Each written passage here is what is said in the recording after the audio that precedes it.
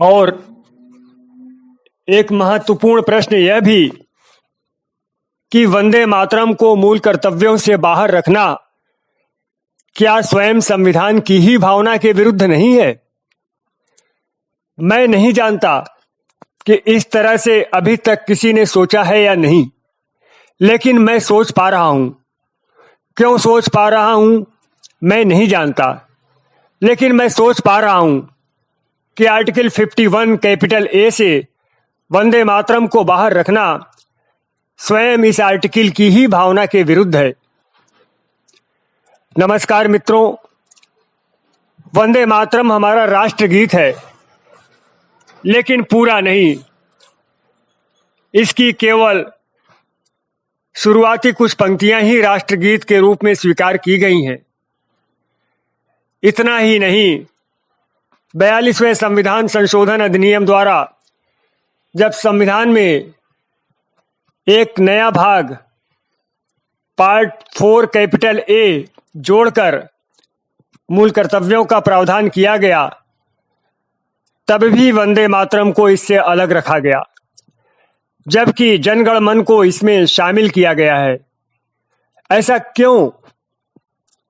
क्या इसलिए क्योंकि इससे कुछ लोगों की धार्मिक भावनाएं आहत होती थी?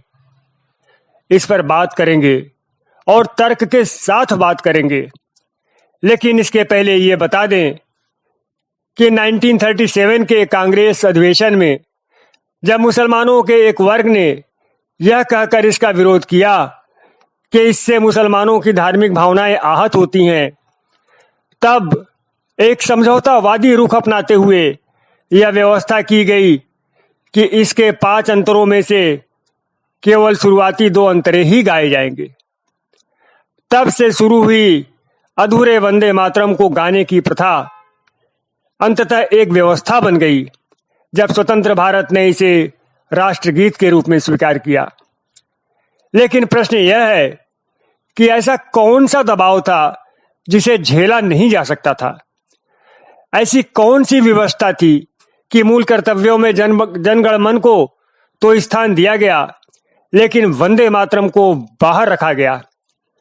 और एक महत्वपूर्ण प्रश्न यह भी कि मूल कर्तव्यों से वंदे मातरम को बाहर रखना क्या स्वयं संविधान की ही भावना के विरुद्ध नहीं है? क्या आर्टिकल 51 कैपिटल ए से वंदे मातरम को बाहर रखना स्वयं इस आर्टिकल की भावना के विरुद्ध नहीं है? कुछ लोगों को संतुष्ट करने के लिए पूरे देश की भावना को कुचलने का क्या तुक, वो भी उन लोगों के लिए जिनकी एक बड़ी संख्या ने भारत माता के टुकड़े किए। लेकिन प्रश्न तो यह है कि ऐसे लोगों की परवाह ही क्यों की गई? क्यों उन्हें इस बात का अधिकार दिया गया कि उनकी मर्जी के बिना संविधान में और देश की व्यवस्था में कोई प्रावधान नहीं किया जा सकता? इस तरह का वीटो क्यों? जिस विचारधारा ने देश का विभाजन कराया, उसे पुनः प्रोत्साहित करने का मतलब क्या?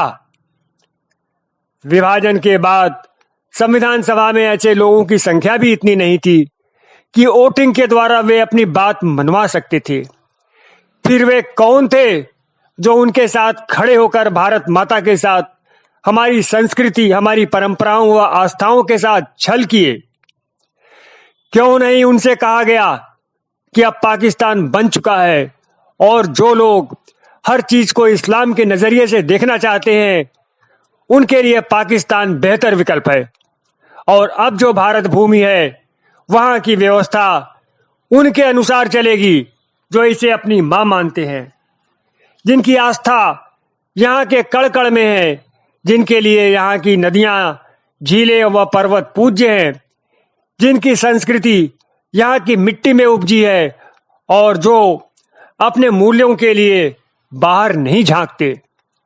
इन सब पर बात करेंगे, लेकिन इसके पहले भारत के संविधान के पार्ट 4A की बात करते हैं। इसमें नागरिकों के मूल कर्तव्य बताए गए हैं, इंग्लिश में कहें तो फंडामेंटल ड्यूटीज। यह पार्ट मूल संविधान में नहीं था, बल्कि इसे 42वें संविधान संशोधन अधिनियम 1976 के द्वारा जोड़ा गया है। इसमें नागरिकों के कुल 11 मूल कर्तव्य बताए गए हैं जिनका पालन उन्हें करना चाहिए। इनमें से 10 तो 42वें संविधान संशोधन के द्वारा इसमें डाले गए और 11वां बाद में जोड़ा गया। इनमें जो पहला वाला मूल कर्तव्य है, जिसका उल्लेख आर्टिकल 51 कैपिटल ए स्मॉल ए में है, उसमें कहा गया है, भारत के प्रत्येक नागरिक का यह कर्तव्य है कि वह संविधान का पालन करे और उसके आदर्शों, संस्थाओं, राष्ट्रध्वज व राष्ट्रगान का आदर करे। एक बार फिर से सुनिए, बैक करके सुनिए और ध्यान से सुनिए। पालन किसका करना है? संविधान का। आदर किसका करना है? संविधान के आदर्शों, संस्थाओं, राष्ट्रध्वज व राष्ट्रगान का। सुन लिया ध्यान से आपने? कुछ खटका आपको?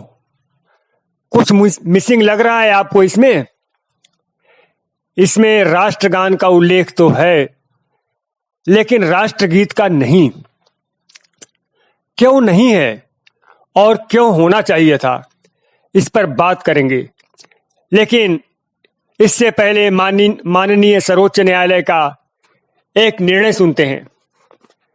निर्णय 2017 में आया था, जिसमें कहा गया था कि संविधान में राष्ट्रगीत, इंग्लिश में कहें तो नेशनल सॉन्ग का कोई कंसेप्ट नहीं है। इंग्लिश में कहें तो नेशनल एंथम का तो उल्लेख है, लेकिन नेशनल सॉन्ग का उल्लेख नहीं है। बता दें, जन गण मन हमारा राष्ट्रगान यानी कि नेशनल एंथम है, जबकि वंदे मातरम राष्ट्रगीत अर्थात नेशनल सॉन्ग है। आर्टिकल 51A का हवाला देते हुए माननीय न्यायालय ने कहा कि इसमें नेशनल एंथम और नेशनल फ्लैग को तो प्रमोट व प्रोपोगेट करने के लिए कहा गया है, लेकिन नेशनल सॉन्ग को नहीं। ठीक बात है, माननीय न्यायालय ने वही कहा जो आर्टिकल 51 कैपिटल ए के अनुसार कहा जाना चाहिए था।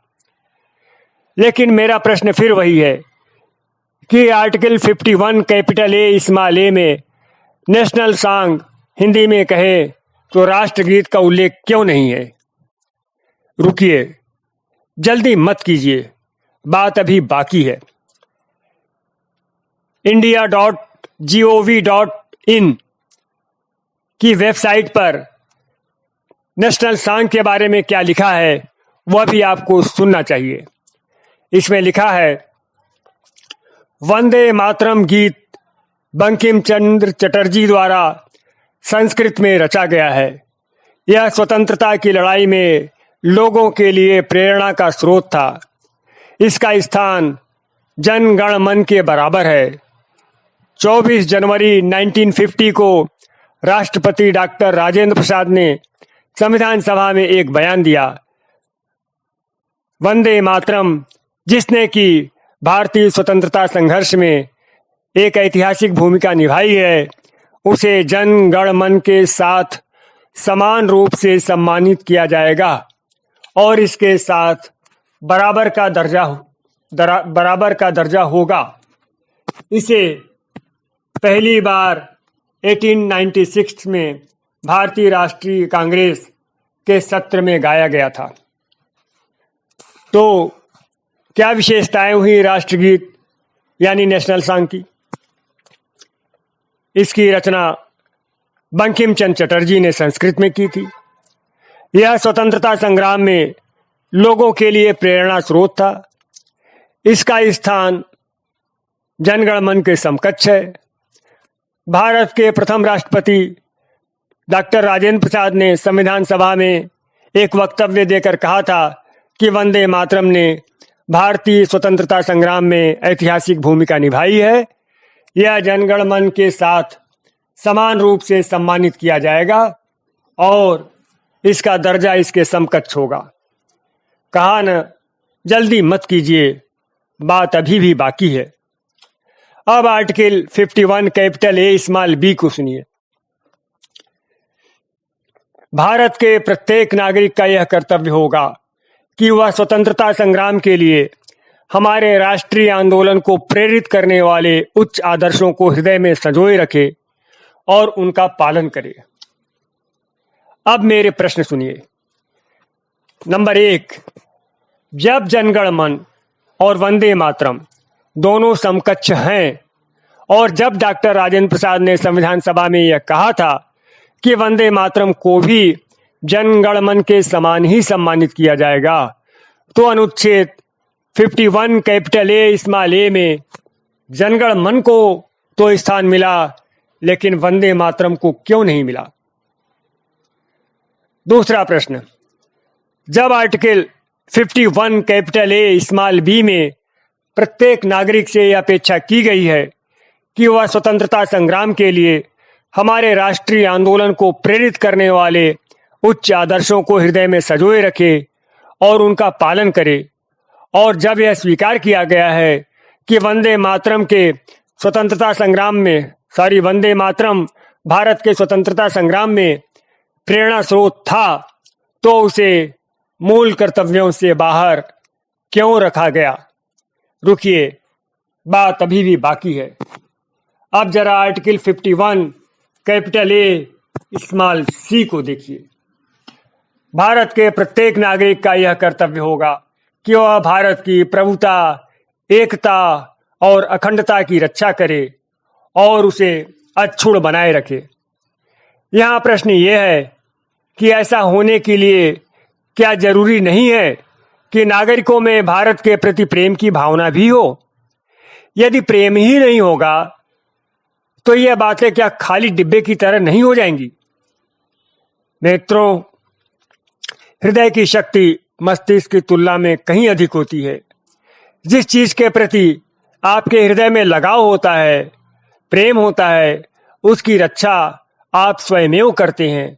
कहना नहीं पड़ता, दबाव नहीं बनाना पड़ता, और नहीं तो कितना भी बोलो, कितना भी दबाव बनाओ, आप पर खास असर होने वाला नहीं। आखिर विश्नोई समाज ने खेजड़ी के वृक्षों की रक्षा के लिए अपना बलिदान क्यों दिया? आखिर राम मंदिर के लिए लोग 500 सालों से क्यों लड़ते और मरते रहे? यह हृदय का कमाल था, हृदय की शक्ति थी। वंदे मातरम को सस्वर और मनोयोग से पढ़िए आप, यह सीधे आपके हृदय में उतर आएगा। बीच में मस्तिष्क को आने की आवश्यकता नहीं होगी। बता दूं, जो रचना हृदय में बैठकर लिखी जाती है वह सीधे हृदय में उतरती है, बशर्ते आपके पास हृदय हो। ऐसी रचनाओं के अर्थ यदि समझ में ना आए तो भी वे आपके हृदय को प्रभावित करते हैं, आलोड़ित करते हैं। वंदे मातरम ऐसी ही रचना है। इसकी शुरुआती पंक्तियां तो आपने सुनी होंगी, लेकिन आगे की संस्कृतनिष्ठ बांग्ला वाली पंक्तियां आपने शायद ही सुनी हो। उन्हीं में से कुछ पंक्तियां मैं आपको सुना रहा हूं। आपका हृदय भारत माँ के प्रति भक्ति, प्रेम व श्रद्धा से न भर जाए तो कहिएगा। तो आगे की कुछ पंक्तियां मैं आपको सुना रहा हूं मित्रों, उसमें से बांग्ला में है, मतलब संस्कृतनिष्ठ बांग्ला है। के बोले माँ, सुनिए आप, माँ शब्द कितना, माँ कहते से ही कैसा लगता है। के बोले माँ तुमी अबले बहुबल धारिणीम नमामि तारिणीम रिपुदल वारिणीम मातरम तुमि विद्या तुमि धर्म तुमि हृदय तुमि मर्म त्वम ही प्राणा शरीरे बाहुते तुमि माँ शक्ति। सॉरी, माँ का अर्थ यहाँ बांग्ला में है संभवतः मेरा। बाहुते तुमि माँ शक्ति। हृदय तुमि माँ भक्ति, हृदय तुमि माँ भक्ति, तोमारे प्रतिमा गढ़ी मंदिरे मंदिरे त्वम ही दुर्गा दश प्रहरण धारिणी कमला कमलदल विहारिणी वाणी विद्या दायिनी नमामि त्वाम नमामि कमलाम अमलाम आतुलाम सुजलाम सुफलाम मातरम श्यामलाम सरलाम सुस्मिताम भूषिताम धरणीम भरणीम मातरम। तो मित्रों, यह है वंदे मातरम की कुछ वे पंक्तियां जिन्हें गाने से लोगों की धार्मिक भावनाएं आहत होती हैं। क्योंकि इसमें कमला अर्थात लक्ष्मी, वाणी विद्यादायिनी अर्थात सरस्वती और माँ दुर्गा जैसी देवियों की बात की गई है। लेकिन यह नहीं दिखाई पड़ता कि कितनी श्रद्धा है, कितनी भक्ति है इसमें भारत माँ के प्रति। तीसरे वाले मूल कर्तव्य में भारत की प्रभुता, एकता और अखंडता की रक्षा करने की जो बात कही गई है, उसके लिए कितनी जबरदस्त ड्राइविंग फोर्स है इसमें। इसके बावजूद मूल कर्तव्यों से इसे बाहर रखा गया। किस लिए? किसके दबाव में? कुछ तो शक्ति है इसमें कि राष्ट्रीय आंदोलन के दौरान यह एक मंत्र बन गया था। क्रांतिकारियों के लिए वेद की ऋचा बन गई थी। यह पहली बार इसे 1896 के कांग्रेस अधिवेशन में गाया गया। और गाने वाले कौन थे? गुरुदेव रविन्द्रनाथ टैगोर। बंगाल विभाजन के विरोध में जो आंदोलन खड़ा हुआ था, उसमें भी इस गीत ने महत्वपूर्ण भूमिका निभाई। कितने ही क्रांतिकारियों ने वंदे मातरम कहकर फांसी का फंदा चूमा। लेकिन 1920 और खास करके 1930 के दशक से इस गीत का विरोध शुरू हो गया। इसे सांप्रदायिक बताया जाने लगा। 1937 के कांग्रेस अधिवेशन में भी यह मुद्दा बना और अंततः यह निर्णय हुआ कि इसके केवल आरंभिक 2 अंतरे ही गाए जाएंगे। हद तो तब हो गई जब मुस्लिम सांप्रदायिकता के कारण भारत टूट गया। तब भी घुटने टेकने की वही पुरानी नीति अपनाई गई और वंदे मातरम को अधूरे रूप में ही राष्ट्रगीत बनाया गया। मैं इस बहस में नहीं पढ़ना चाहता कि वंदे मातरम कम्युनल है या नहीं, सांप्रदायिक है या नहीं, इससे मुस्लिमों की धार्मिक भावनाएं आहत होती हैं या नहीं, क्योंकि इस बहस का कोई मतलब नहीं। वास्तव में इस बहस की सार्थकता तो उसी समय समाप्त हो गई जब मुस्लिम सांप्रदायिकता के आधार पर भारत को तोड़कर पृथक पाकिस्तान राष्ट्र बना लिया गया। आप दोनों हाथों में लड्डू नहीं रख सकते। आप धर्म के नाम पर पाकिस्तान भी बना ले और फिर शेष भारत में भी धर्म का कार्ड खेले, यह नहीं हो सकता। वंदे मातरम भारत की मूल संस्कृति के अनुकूल है। हम भारत देश को अपनी माँ और देवी मानते हैं। जो लोग इस मत से सहमत नहीं थे, उन्होंने पाकिस्तान बना लिया। अब बचे हुए भारत में हमें हमारी आस्थाओं का पालन भी करने दीजिए। हम वंदे मातरम को संपूर्ण रूप में गाना चाहते हैं। इसे काट छाट कर गाना नहीं चाहते।